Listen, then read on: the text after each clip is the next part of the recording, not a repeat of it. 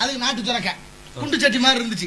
அதுல குடுவை எல்லாம் பண்ணி வச்சுக்கிட்டேன், விபூதி போட்டு வச்சுக்கிட்டேன், கல் இறக்குனாங்க, அவ்வளவு வேலைக்கு பயன்படுத்துச்சு சொர குடுக்க. இன்னைக்கு சொரக்காய் புடலங்கா மாதிரி வந்துருச்சு. அப்ப ஏதோ ஒரு தப்பு நடக்குது இல்ல? ஏன் நீங்க இதெல்லாம் சுதாரிக்க மாட்டேங்கிறீங்க? நாட்டு விதையெல்லாம் இல்ல.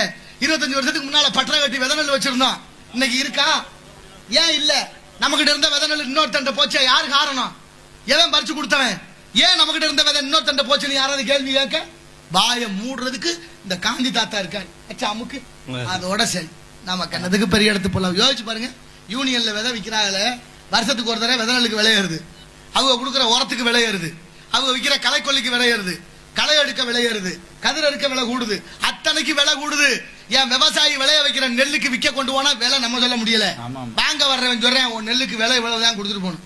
சரி, வாங்கிட்டு போறவன் என்ன செய்யறான்? அந்த நெல்லை ஊற வச்சு அவிச்சு அரிசி ஆக்கி அந்த அரிசிக்கு அவன் நிர்ணயம் பண்றான் விலையை. அதையும் வாங்கி தின்னுட்டு நம்மளும் ஜாகிறோம். எத்தனை ஆண்டு காலம்